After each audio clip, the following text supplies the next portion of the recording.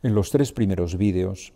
hemos estado hablando de museos, y en concreto de los museos de Barcelona.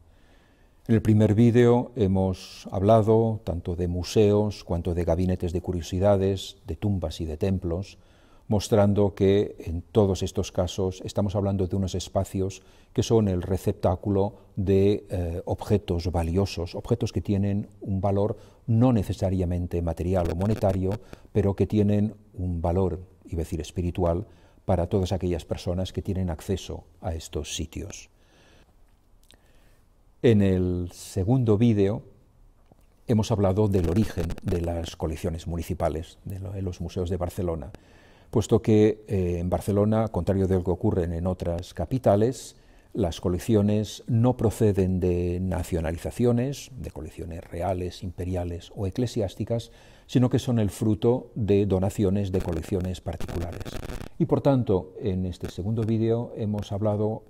qué es y qué significa coleccionar, por qué se colecciona, qué se pretende, por qué hay personas que se fijan obsesivamente en unos objetos y que buscan al tratar de conseguirlos. Y en el tercer vídeo hemos hablado del movimiento inverso. Si en el segundo vídeo hemos hablado de un movimiento gracias al cual un objeto se acerca a nosotros, en este tercer vídeo hemos hablado, por el contrario, de un movimiento inverso en que el objeto es regalado, donado a una institución. Y hemos hablado, por tanto, de la noción de don, que es una noción que se utiliza al hablar de las relaciones que se van tejiendo en culturas antiguas o culturas llamadas primitivas, ya que es a través del don o de la donación lo que se realizan se van estableciendo puentes entre distintas entidades, con la salvedad que en el caso de un museo estos bienes quedan definitivamente encerrados en una institución. Finalmente, en este cuarto y último vídeo, nos podríamos preguntar, cuando ahora ya sabemos lo que es un museo, qué es lo que contiene y de dónde vienen los objetos que atesoran, nos podríamos preguntar por cuál puede ser el interés, la utilidad, el beneficio o el maleficio de visitar y de recorrer museos. Es decir, ¿tiene algún interés y qué podemos obtener de estas visitas? Vamos a ver que una visita a un museo es un viaje del que es posible que no salgamos indemnes. Por ejemplo, si estamos hablando de viajes, y la visita a un museo puede ser un viaje, seguramente uno de los viajes paradigmáticos o ejemplares es el que emprendió Dante cuando, en compañía del poeta Virgilio, empezó a recorrer el universo, bajando primeramente a los infiernos, ascendiendo al purgatorio, hasta finalmente remontarse al cielo. Y en este viaje iniciático fue descubriendo, ¿qué fue descubriendo Dante al emprender este viaje? A mitad del camino de la vida me hallé perdido en una selva oscura porque me extravié del buen camino. Es tan difícil relatar cómo era esta selva salvaje, áspera y ardua, que al recordarlo vuelvo a sentir miedo. Solo la muerte es más cruel y amarga, pero antes de hablar del bien que hallé, diré las otras cosas que ocurrieron. Así empieza, ese es el célebre inicio de la comedia de Dante y en concreto del descenso hacia los infiernos. Es un viaje que se emprende a una edad media, en un momento en que uno se encuentra en la mitad de la vida, ¿para qué? Y podríamos enlazar el viaje de Dante con el viaje que emprendió Alicia en la célebre novela Alicia a través del espejo de Lewis Carroll, en la que una niña y su gato, aburridas en una estancia, un momento dado se preguntan qué es lo que se encuentra detrás del gran espejo que preside la estancia colocado encima de la chimenea, ya que efectivamente en el espejo, que es como una ventana, aparece un mundo que es aparentemente idéntico al mundo en el que se encuentran, pero en el que las cosas aparecen invertidas. Ahora, si me prestas atención, dice Alicia a su gato, ahora que si me prestas atención, en lugar de hablar tanto, gatito, te contaré todas mis ideas sobre la casa del espejo. Primero, ahí está el cuarto que se ve al otro lado del espejo y que es completamente igual a nuestro salón, solo que con todas las cosas dispuestas a la inversa, todas menos la parte que está justo del otro lado de la chimenea. Ay, cómo me gustaría ver este rincón. Tengo tantas ganas de saber si también ahí encienden el fuego en el invierno. En realidad nosotros, desde aquí, nunca podremos saberlo, salvo cuando nuestro fuego empiece a humear, porque entonces también sale humo del otro lado, en ese cuarto. Por eso puede ser solo un engaño para hacernos creer que también ellos tienen un fuego encendido allí. Bueno, en todo caso, sus libros se parecen a los nuestros, pero tienen las palabras escritas al revés. Y eso lo sé porque una vez levanté uno de nuestros al espejo y entonces los del otro cuarto me mostraron uno de los suyos. ¿Te gustaría vivir en la casa del espejo, gatito? Me pregunto si te darían leche allí, pero a lo mejor la leche del espejo no es buena para beber. Pero ay, gatito, ahí está ya el corredor. Apenas si puede verse un poquitito del corredor de la casa del espejo, si se deja la puerta de nuestro salón abierta de par en par. Y por lo que se alcanza a ver desde aquí, se parece mucho al nuestro, solo que, ya se sabe, puede que sea muy diferente más allá. Ay, gatito, qué bonito sería si pudiéramos penetrar en la casa del espejo. Estoy seguro que ha de tener la mar de cosas bellas. Juguemos a que existe alguna manera de atravesar el espejo. Juguemos a que el cristal se hace blando como si fuera una gasa de forma que pudiéramos pasar a través. ¿Pero cómo? Si parece que se está empañando ahora mismo y convirtiéndose en una especie de niebla. Apuesto a que ahora me sería más fácil pasar a través. Mientras decía esto, Alicia se encontró con que estaba encaramada sobre la repisa de la chimenea, aunque no podía acordarse de cómo había llegado hasta allí. Y en efecto, el cristal del espejo se estaba disolviendo, deshaciéndose entre las manos de Alicia, como si fuera una bruma plateada y brillante. Un instante más, y Alicia había pasado a través del cristal y saltaba con ligereza dentro del cuarto del espejo. Lo primero que hizo fue ver si había un fuego encendido en su chimenea y con gran satisfacción comprobó que efectivamente había uno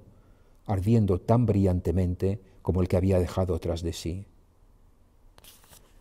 Bien,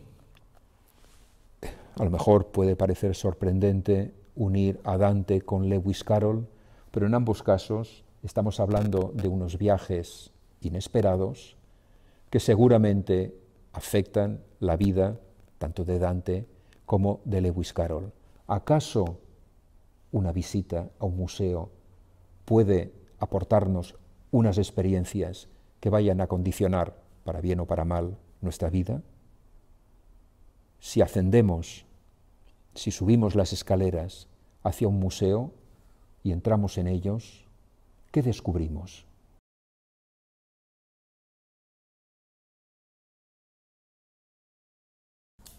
Subimos unas escaleras o llegamos a una plataforma y entramos en un museo. ¿Qué vemos? ¿Qué nos encontramos? Supongo que, una vez pagada la entrada, supongo que nos enfrentamos a un mundo sorprendentemente ordenado y en silencio. Es decir, cada cosa parece ocupar su lugar, el lugar que le corresponde. Tenemos cuadros, tenemos peanas, tenemos vitrinas. Hay una cosa curiosa, cada elemento que se presenta en un museo está protegido, está bajo cubierta, en una vitrina, en un mueble, detrás de un cristal. Es decir, todo aparece de manera limpia, ordenada, silenciosa y quieta. También lo que descubrimos es que en los personajes, los retratados de las pinturas, nos miran intensamente, dando la sensación que están vivos, aunque no se mueven. Las esculturas, sobre todo las esculturas naturalistas, y especialmente si estamos pensando en el mundo de la antigüedad y, por ejemplo, en un museo de arqueología, las esculturas son personas, son héroes, son personajes del pasado, perfectamente reconocibles, pero también inmóviles, pero no muertos. Y si seguimos avanzando en el museo, nos encontramos con objetos sorprendentes colocados en su sitio. Nos encontramos con cubos de metaquilato llenos de agua, con aparatos electrónicos en una vitrina, con papeles, con libros, con fotografías, con objetos que no podemos reconocer, que no sabemos muy bien qué son ni qué representan, si es que representan alguna cosa, pero este conjunto variopinto de objetos singulares, a menudo enigmáticos, están todos en su sitio. Entrar en un museo da un poco la sensación de entrar en el Palacio de la Bella Durmiente. Es decir, todo el edificio, el interior, está habitado o estaba habitado, pero todo ha quedado congelado. Congelado que no muerto, es decir, no es una tumba. No tenemos la sensación de encontrarnos precisamente con un lugar carente de vida, sino por el contrario, un lugar donde la vida se ha detenido, lo cual no impide que los personajes, los retratados, sigan mirándonos en silencio. Lo único que se mueve en un museo hay una cosa sorprendente, multitud de pantallas, televisores, proyectores, vídeos, están encendidos desde no se sabe cuándo y tampoco se sabe hasta cuándo, vídeos que van emitiendo imágenes, a veces sorprendentes, a veces enigmáticas, que nadie mira y que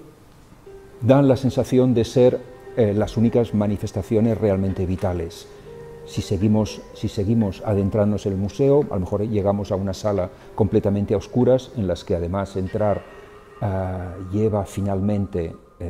después de un momento de angustia, a lo mejor a tropezar con alguna cortina, etcétera, detrás de la cual también se puede encontrar una gran pantalla encendida en la que se van proyectando imágenes que no se sabe cuándo han empezado ni se sabe cuándo terminarán. Es decir, en este recorrido por el museo nos podemos encontrar con seres humanos del pasado y del presente, fotografiados, esculpidos, grabados, dibujados, pintados, filmados, quietos o en movimiento, casi siempre figuras bidimensionales, salvo cuando la escultura cobra cuerpo. Y estas figuras son tanto mortales cuanto seres inmortales. Podemos encontrar héroes, dioses, semidioses, podemos encontrar personajes reales e inventados, personajes tangibles que podríamos encontrar en la calle o que a lo mejor hemos podido encontrar en la calle, y personajes enteramente imaginarios, personajes celestiales y demoníacos, personajes que rehuyen el cruzar su mirada con nosotros, o por el contrario, que nos observan atentamente. Y evidentemente también podemos encontrar paisajes reales o soñados, del tiempo presente o del pasado, cercanos a nosotros o de otras culturas, de culturas lejanas en el tiempo o en el espacio. Lo que nos encontramos, por tanto, en un museo son ejemplos, viñetas, muestras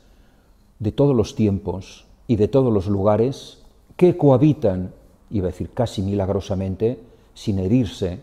sino dando la sensación que se responden, cohabiten juntos en un mismo espacio. Y por tanto,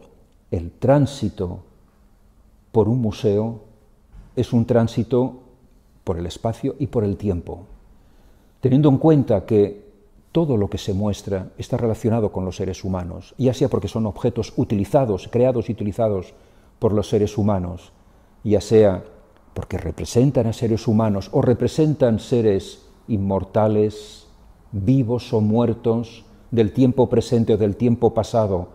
pero que tienen una forma humana y por tanto no son distintos a nosotros en este largo recorrido, largo o corto recorrido como queremos, un recorrido desde luego en silencio en el que los únicos que nos movemos somos nosotros al encuentro de todo aquello que se expone a la vista en un museo. Este largo recorrido es un recorrido en el fondo por la vida, porque vamos descubriendo personajes, comportamientos, lugares, modos de acción, vamos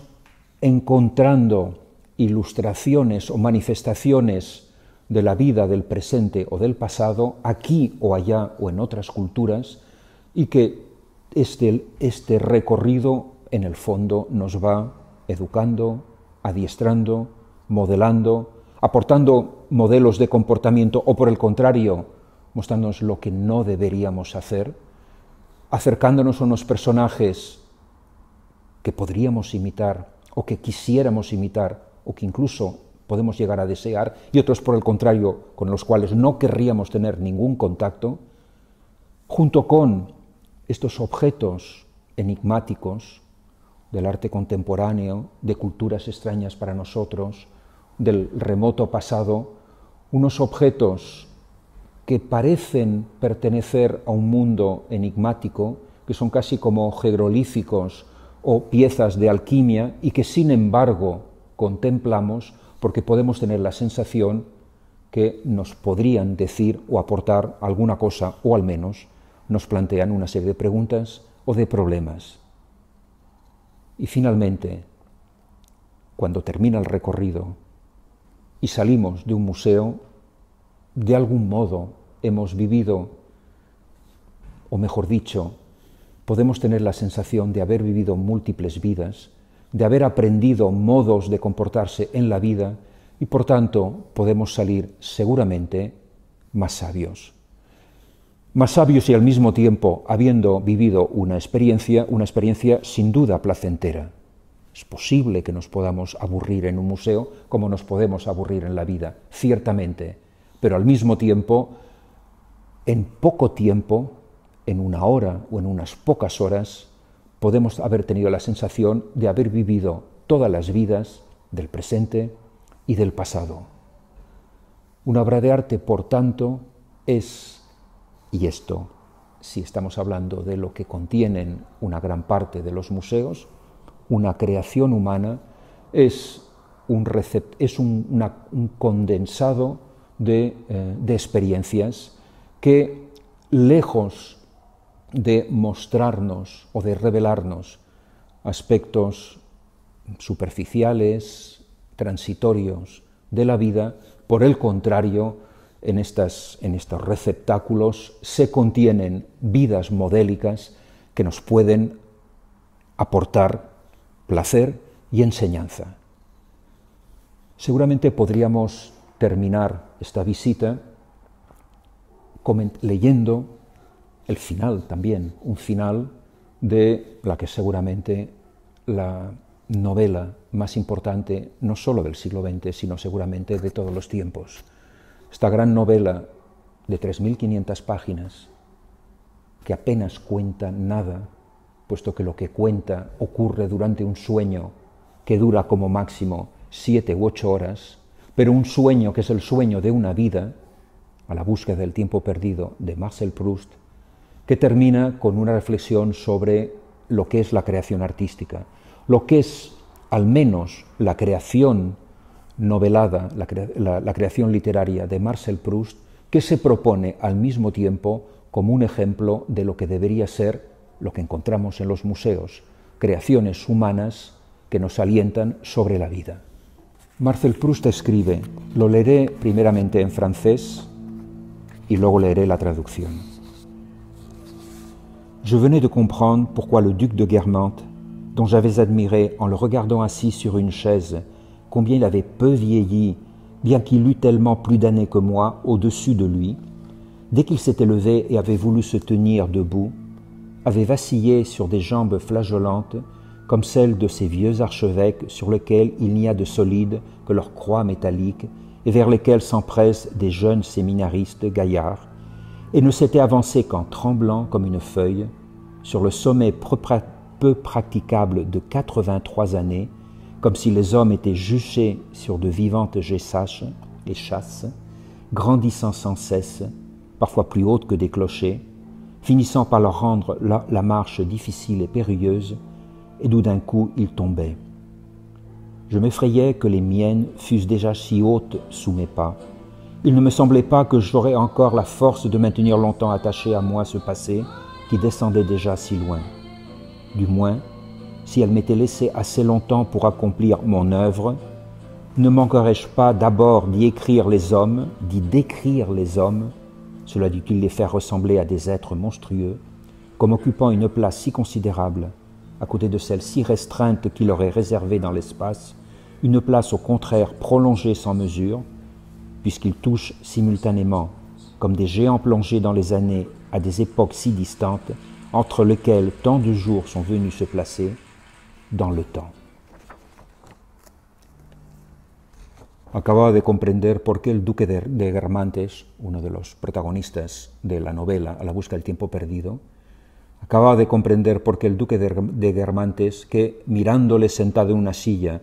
me impresionó por lo poco que había envejecido, aunque tenía debajo de sus pies tantos años más que yo, al levantarse e intentar mantenerse en pie, vaciló sobre unas piernas temblonas como la de estos viejos arzobispos sobre los cuales lo único sólido es la cruz de metal y hacia los que se precipitan unos seminaristas grandullones, y avanzó, no sin temblar como una hoja, sobre la cima poco practicable de 83 años, como si los hombres fueran encarnados, fueran encaramados en unos zancos vivos que crecen continuamente, que a veces llegan a ser más altos que campanarios, que acaban por hacerles la marcha difícil y peligrosa y de los que de pronto se derrumban. Me daba miedo que mis zancos fueran ya tan altos bajo mis pasos. Me parecía que no iba a conservar la fuerza suficiente para mantener mucho tiempo unido a mí aquel pasado que descendía ya tan lejos. Si me diese siquiera el tiempo suficiente para realizar mi obra,